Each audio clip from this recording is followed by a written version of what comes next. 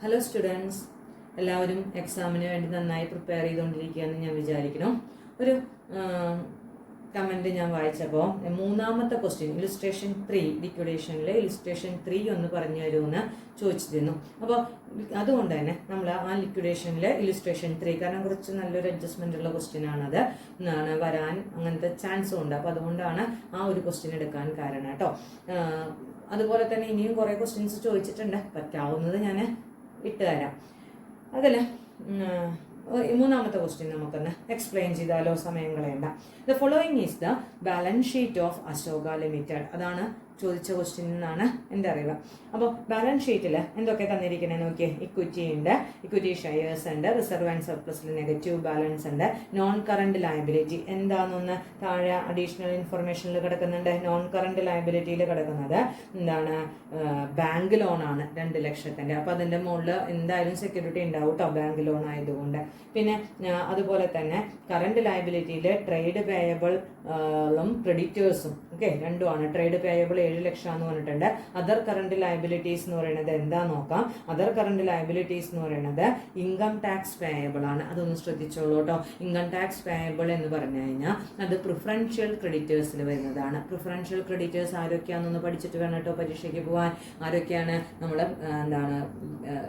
എംപ്ലോയീസിന് കൊടുക്കേണ്ട wages, salary, അതുപോലെ തന്നെ ഗവൺമെൻറ്റിന് കൊടുക്കേണ്ട ടാക്സ്, ഗവൺമെൻറ് അതോറിറ്റിക്ക് കൊടുക്കേണ്ട ടാക്സ്, ഇതൊക്കെയാണ് നമ്മുടെ ഏത് കാറ്റഗറിയിൽ വരിക, പ്രിഫറൻഷ്യൽ ക്രെഡിറ്റേഴ്സ് എന്നുള്ള കാറ്റഗറിയിൽ വരിക.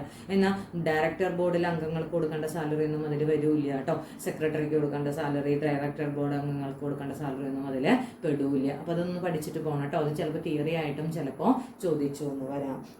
ഇനി എന്താണ് വേറെ എന്താ പറഞ്ഞിരിക്കുന്നത് നോക്കിയേ. അപ്പോൾ അത് ഇൻകം ടാക്സ് പേയബിൾ എന്ന് പ്രിഫറൻഷ്യൽ ക്രെഡിറ്റേഴ്സ് ആണ്. അതറിയില്ല, ക്വസ്റ്റ്യനിൽ എവിടെയും പറഞ്ഞിട്ടില്ല. അപ്പോൾ നമ്മൾ അതറിഞ്ഞിരുന്നാലേ നമുക്കത് പ്രിഫറൻഷ്യൽ ക്രെഡിറ്റേഴ്സ് ആയിട്ട് എഴുതാൻ പറ്റുള്ളൂ.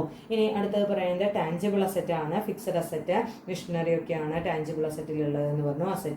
കറണ്ട് അസറ്റിൽ inventories, trade receivable, cash and bank balance ആണുള്ളത് എന്ന് പറഞ്ഞു. ഇത്രയും ഡാറ്റ തന്നിട്ടുണ്ട്. നമുക്ക് വേഗം അതിൻ്റെ അടുത്ത ഇൻഫർമേഷനിലേക്ക് പോവാം. എന്താണ്, the company went into liquidation on 1st April 2021.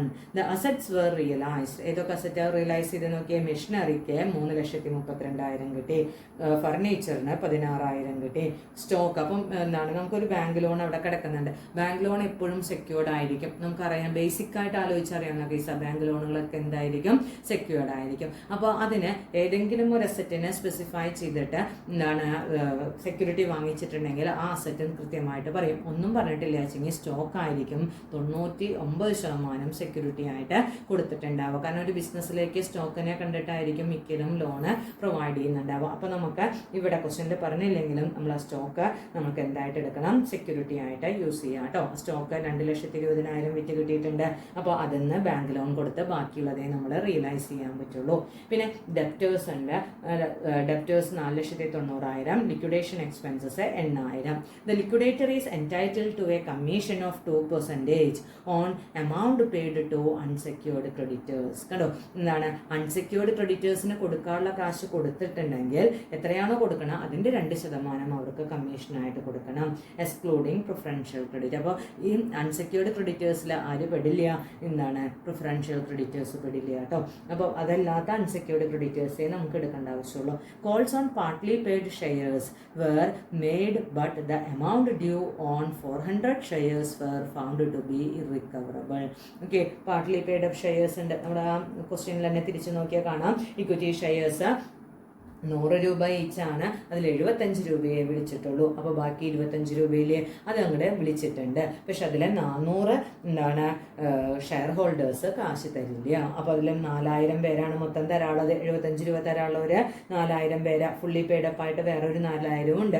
അപ്പോൾ ആ 4,000 പേരിൽ 400 പേര് തരില്ല. ബാക്കി 3,000 എത്ര തരും, 600 പേര് നമുക്ക് കാശ് തരും കേട്ടോ. അപ്പോൾ അതൊന്നും നമുക്കൊന്ന് ശ്രദ്ധിക്കേണ്ട കാര്യമാണ്. Prepare liquidators statement of account. ഇതാണ് ക്വസ്റ്റ്യൻ. നല്ലൊരു ക്വസ്റ്റ്യൻ ആണ്.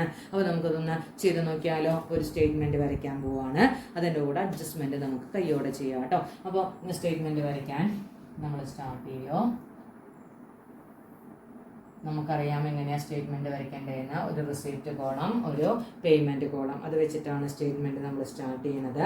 അതിൽ റിസീപ്റ്റ് കോളത്തിൽ ലിക്വിഡേറ്റേഴ്സ് എന്താണ് ഫൈനൽ സ്റ്റേറ്റ്മെൻറ്റ് ഹെഡിങ് കൊടുക്കണം കേട്ടോ. ഹെഡിങ് കൊടുത്തിട്ട് നമ്മൾ ആദ്യം എന്താണ് ഫൈനൽ സ്റ്റേറ്റ്മെൻറ്റ് ലിക്വിഡേറ്റേഴ്സ് കേട്ടോ. Liquidators final statement. ഓക്കെ, ഇതിൽ ഓക്കെ അസറ്റ് റിയലൈസ് ചെയ്ത വാല്യൂകളൊക്കെ നമുക്ക് എഴുതാം.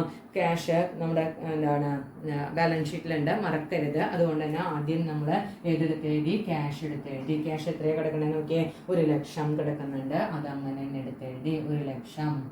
ഓക്കെ, പിന്നെ അടുത്ത എന്താ നോക്കിയേ, ഇനി നമുക്ക് എന്താണ് ഓരോ ഐറ്റമും റിയലൈസ് ചെയ്ത് നമുക്ക് എടുത്തങ്ങോട്ട് എഴുതാം. ഏതൊക്കെ എന്താണ് ഐറ്റമാണെന്ന് നോക്കിയാൽ മെഷീനറി വിറ്റിട്ട് കാശ് കിട്ടിയിട്ടുണ്ട്. അപ്പോൾ മെഷീനറി എത്രയാ കിട്ടിയിരിക്കുന്നത്, വിറ്റ് കിട്ടിയ കാശ് 3,32,000. ഓക്കെ, മെഷീനറി കഴിഞ്ഞാൽ പിന്നെ ഫർണിച്ചറിന് എത്ര കിട്ടിയിരിക്കുന്നത്, 16,000.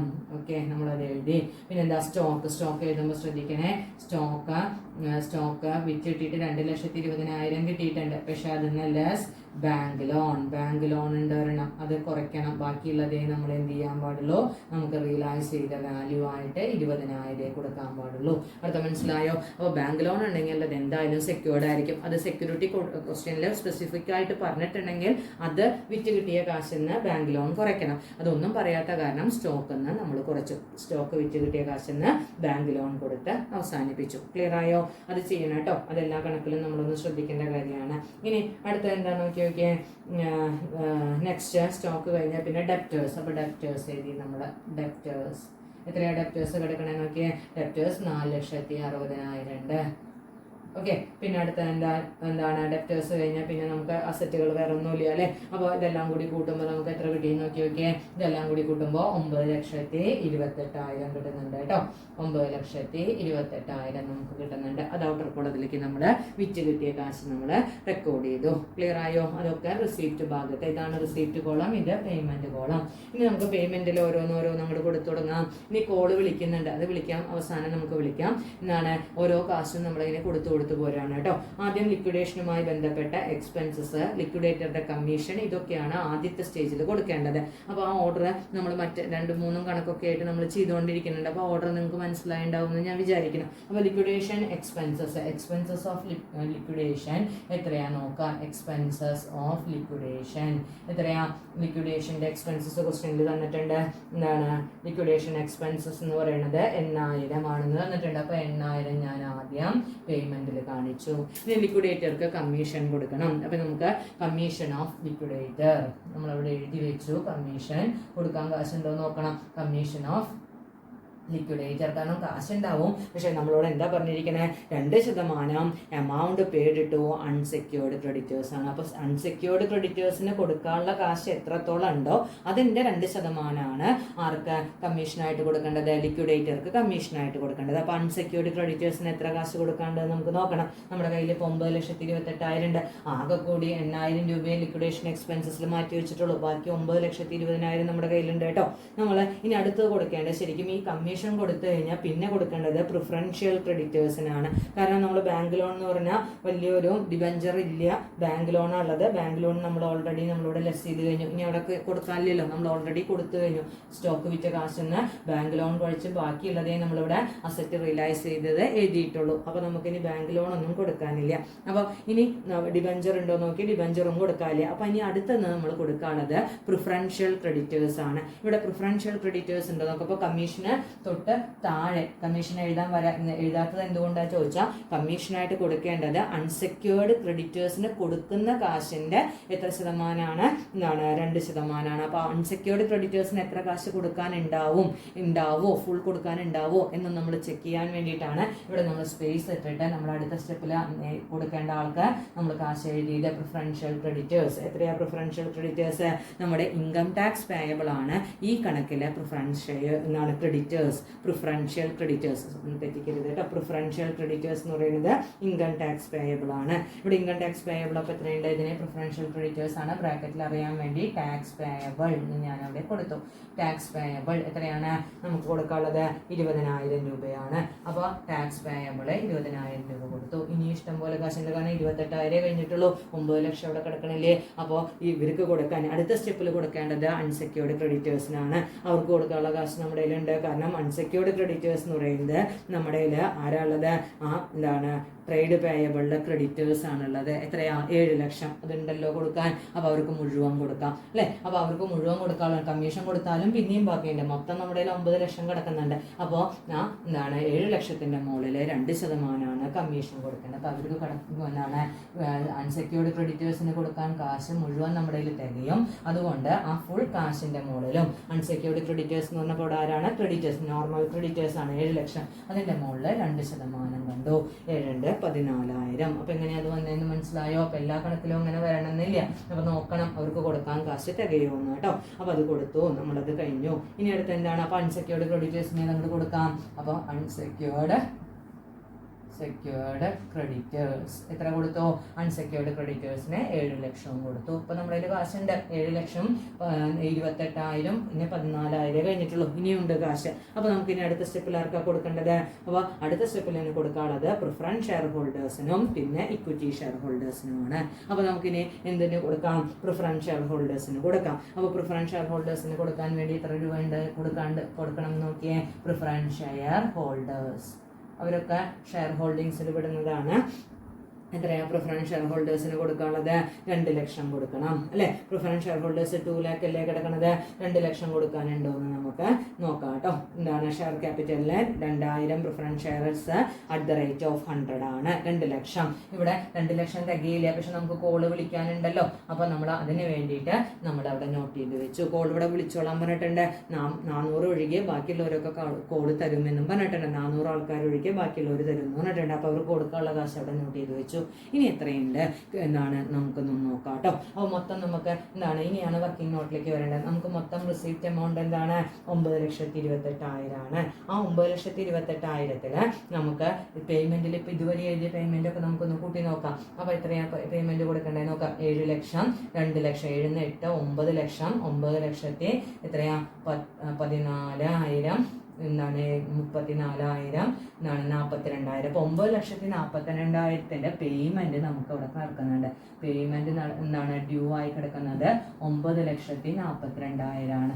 മനസ്സിലായി? ഇത്രയും മാർക്ക് കൊടുക്കുകയാണെങ്കിൽ 9,42,000 കൊടുക്കണം. ഇവിടെ നമ്മുടെ കയ്യിൽ റിസീപ്റ്റ് എത്രയുള്ളൂ? അസറ്റ് വിറ്റിട്ടുള്ള റിസീപ്റ്റ് എത്രയുള്ളൂ? അസറ്റിന്റെ റിസീപ്റ്റ് കേട്ടോ. റിസീപ്റ്റ്സ് എത്രയുള്ളൂ? 9,28,000 ഉള്ളൂ. ഓക്കെ, 9,28,000 റിസീപ്റ്റ് ഉള്ളൂ. 9,42,000 കൊടുക്കണം. അപ്പം ഇനി എത്രയും ബാലൻസിന് നോക്കിയേ കൊടുക്കാൻ ഇനിയും കാശ് വേണ്ടത് എത്രയാണ് നോക്കിയേ? 14,000 രൂപയാണ് ഇനിയും ഫണ്ട് നമുക്ക് വേണ്ടത്. നമുക്കിനി കോള് വിളിക്കാണ്ട് അതിനാണ് നമ്മൾ നോക്കിയത് എത്ര കാശ് വേണമെന്ന്. കോള് വിളിക്കാനുണ്ട്. കോൾ എത്ര വിളിക്കാനുണ്ട് നോക്കാം. നമുക്ക് എന്താണ് 4,000 ഷെയറിന് 25 രൂപ വെച്ചിട്ട് വിളിക്കാനുണ്ട്. അപ്പോൾ നമ്മൾ കോളിൻ്റെ കാശ് നമ്മൾ എഴുതാൻ പോവാം കേട്ടോ. 4,000 ഷെയറിന് 25 രൂപ വെച്ചിട്ട് വിളിക്കാനുണ്ട്. ആ 4,000-ൽ 400 പേര് തരില്ല എന്ന് പറഞ്ഞിട്ടുണ്ട്. അപ്പോൾ നമ്മൾ എന്ത് ചെയ്തു? 4,000 പേര് തരാനുണ്ട്. അതിൽ 400 പേരെ നമ്മൾ കളഞ്ഞു. ബാക്കി 3,600 പേർക്ക് എത്ര രൂപ വെച്ചിട്ട്? 25 രൂപ വെച്ചിട്ട് തരും. ഓക്കെ, അവരോട് കോള് വിളിക്കാൻ പറഞ്ഞിട്ടുണ്ട്. അവർ വിളിച്ചാൽ തരും. അപ്പോൾ 3,600 × 25 എത്ര വരെ നോക്കിയേ? 90,000 രൂപ അവർ കോളിൻ്റെ കാശ് തരും. ഓക്കെ, അപ്പോൾ 90,000 വേണോ എന്ന് നോക്കിയിട്ട് വേണം നമ്മൾ എന്താണ് അത് വാങ്ങിക്കാൻ വേണ്ടിയിട്ട് കേട്ടോ. അപ്പോൾ നമ്മൾ ശ്രദ്ധിക്കുകയാണ്. 14,000 നമുക്ക് പ്രിഫറൻസ് ഷെയർ ഹോൾഡേഴ്സിന് വരെ കൊടുക്കാൻ വേണ്ടു. അതിൽ അവർ 90,000 തരും. അപ്പോൾ 90,000 തന്നു കഴിഞ്ഞാൽ അതിൽ 14,000 കഴിച്ച് ബാക്കി 76,000 അവർക്ക് തന്നെയുള്ളതാണ്. ആർക്ക്? Equity share ഹോൾഡേഴ്സിന് തന്നെയുള്ളതാണ്. കാര്യം മനസ്സിലായോ? കാരണം എല്ലാവർക്കും കൊടുത്തു കഴിഞ്ഞു. ഇനി ബാക്കിയുള്ള കാശ് ആർക്കുള്ളതാ? Equity share ഹോൾഡേഴ്സിനുള്ളതാണ്. അപ്പോൾ അവർക്ക് അതങ്ങോട്ട് വിധിച്ചു കൊടുക്കണ്ടേ. അപ്പോൾ നമുക്ക് എത്ര പേർ പേർക്ക് എത്ര രൂപ എന്ന് നമുക്ക് നോക്കാം. അത് ബാക്കിയുള്ളത് ഇവർ കൊണ്ടുവന്നാൽ മതി. ഇപ്പോൾ 25 രൂപ കൊണ്ടുവരേണ്ട ആവശ്യം വരില്ല, അല്ലെങ്കിൽ ചിലപ്പോൾ കൂടുതൽ കൊണ്ടുവരേണ്ടി വരും. എല്ലാവർക്കും കൂടിയിട്ടാണ് വിധിക്കേണ്ടത്. അപ്പോൾ നമുക്കൊന്ന് വിധിച്ചു കൊടുത്ത് നോക്കാം. 76,000 ആണ് അവരുടെ ബാക്കിയുള്ളത്. അപ്പോൾ ഈ 76,000 രൂപ നമ്മൾ എല്ലാ ഇക്വിറ്റി ഷെയർ ഹോൾഡേഴ്സിനും കൂടി വിധിച്ചു കൊടുക്കുമ്പോൾ എത്ര രൂപ ഒരാൾക്ക് സർപ്ലസ് ഉണ്ട്, ഒരാൾക്ക് അങ്ങോട്ട് കിട്ടുമെന്ന് നോക്കാം കേട്ടോ. അപ്പോൾ നമ്മളിത് ടോട്ടൽ അവൈലബിൾ ഫണ്ടാണ്. Total fund available to equity shareholders. എല്ലാ ഇക്വിറ്റി ഷെയർ ഹോൾഡേഴ്സിനും കൂടി കിട്ടുന്ന കാശാണ് 76,000. അപ്പോൾ എന്താണ് നമ്മൾ എത്രയാണ് സർപ്ലസ് നോക്കാം. സർപ്ലസ് പെർ ഹെഡ് കേട്ടോ, പെർ ഹെഡ് നമുക്ക് നോക്കാം. 76,000 അല്ലേ ടോട്ടല്. അതിന് എത്ര ഇക്വിറ്റി ഷെയർ ഹോൾഡേഴ്സ് ഉണ്ട് നോക്കുക. ക്വസ്റ്റ്യനിൽ നമുക്ക് കാണാം 4,000 ഇക്വിറ്റി ഷെയർസ് ഫുള്ളി പെയ്ഡ്. അപ്പം 3,600 ഇപ്പോൾ അവരിൽ നിന്ന് വാങ്ങിച്ച ഫുള്ളി പെയ്ഡ് അപ്പോൾ ആവും അല്ലേ. അപ്പോൾ 4,000 3,600 അത്രയും പേരുടെ കാര്യം നമ്മൾ നോക്കിയാൽ മതി. അപ്പോൾ 4,000 പ്ലസ് 3,600. അപ്പോൾ മൊത്തം നമ്മുടെ ഇക്വിറ്റി ഇപ്പോൾ 76,000 ഡിവൈഡഡ് ബൈ 76,000 ഡിവൈഡഡ് ബൈ 4 3 4 5 6 7,600. അതായത് ഒരാൾക്ക് എളുപ്പമാണ് ഇപ്പോൾ ചെയ്യാൻ. ഒരാൾക്ക് 10 രൂപയാണ് സർപ്ലസ് ഉള്ളത്. ക്ലിയർ ആയോ? 7,600 പേർക്കാണ് ഇത് കൊടുക്കേണ്ടത്. 10 രൂപയാണ് അവർക്ക് സർപ്ലസ് ഉള്ളത്.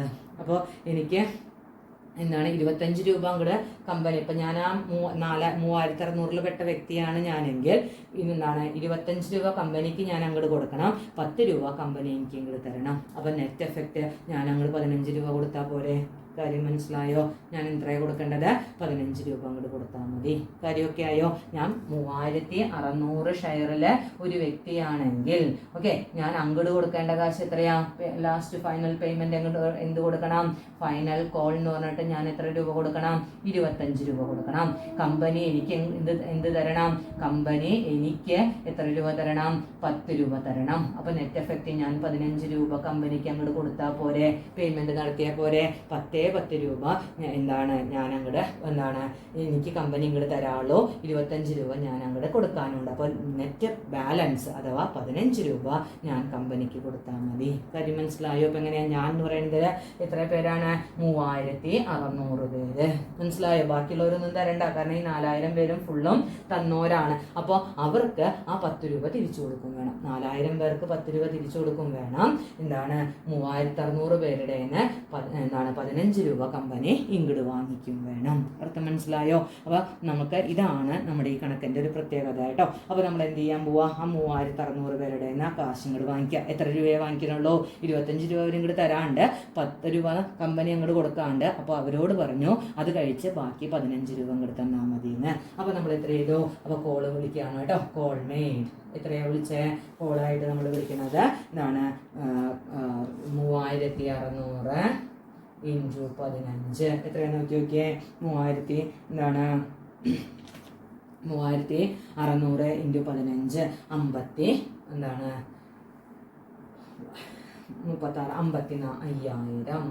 54,000.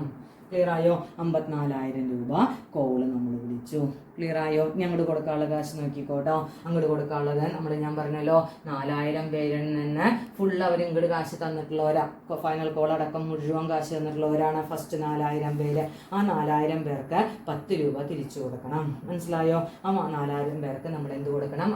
അവർക്ക് ഫൈനൽ കോളൊക്കെ പെയ്ഡാണ്. എല്ലാം പേയ്മെന്റ് നടത്തിയത് ഫുള്ളി പെയ്ഡപ്പ് ആയിട്ടുള്ള ഷെയർസാ ആദ്യത്തെ 4,000 പേര്. അവർക്ക് അപ്പോൾ 10 രൂപയാണ് കമ്പനി അങ്ങോട്ട് കൊടുക്കാനുള്ളത്. അപ്പോൾ 10 രൂപ കമ്പനി ആർക്ക് കൊടുക്കണം? ഈ ഷെയർ ഹോൾഡേഴ്സിന് കൊടുക്കണം. അപ്പോൾ എത്ര വരും? അപ്പോൾ അവിടെ ഇക്വിറ്റി ഷെയർ ഹോൾഡേഴ്സ് എത്ര പേര്? 4,000 പേർക്ക് 10 രൂപ കൊടുക്കണം. 40,000. ഓക്കെ, അപ്പോൾ കാശ് തികയില്ലേ നോക്കിയാൽ 40,000 കൊടുക്കണം. ഇനി നമുക്കതൊന്ന് ടാലി ആണെങ്കിലേ നോക്കാം. അപ്പോൾ നമ്മളെല്ലാം എഴുതി കഴിഞ്ഞോ? ശരിയായി ഉണ്ടാവും. അപ്പോൾ ഇവർക്കുള്ള കൊടുക്കാനുള്ള കാശുമായി ഇക്വിറ്റി ഷെയർ ഹോൾഡേഴ്സിന് കൊടുക്കാനുള്ള കാശുമായി എല്ലാം ഉണ്ടാവും. നോക്കിയേ 9,28,000 54,000 കൂടി നമ്മൾ ആഡ് ചെയ്തു. എത്ര വരും നോക്കി നോക്കിയേ? 9,82,000 ഇവിടെ വരും. ഇവിടെ നോക്കിയേ, ഇവിടെ ഓൾറെഡി 9,42,000 42ന്റെ കൂടെ 40 കൂടി ആഡ് ചെയ്താൽ എത്രയായി? 9,82,000. ശരിയായില്ലേ? 2 ഭാഗം ഉണ്ടാവുകയായി. അപ്പോൾ ഇക്വിറ്റി ഷെയർ ഹോൾഡേഴ്സിന്റെ അഡ്ജസ്റ്റ്മെന്റ് ശ്രദ്ധിച്ച് വേണം ചെയ്യാൻ വേണ്ടിയിട്ട്. ക്ലിയർ ആയെന്ന് ഞാൻ വിചാരിക്കുന്നു കേട്ടോ. ഇനി വല്ല ഡൗട്ട് ഉണ്ടെങ്കിൽ ചോദിച്ചോളൂ. ഇതാണ് നമ്മുടെ ആ 3rd ക്വസ്റ്റ്യൻ. Thank you.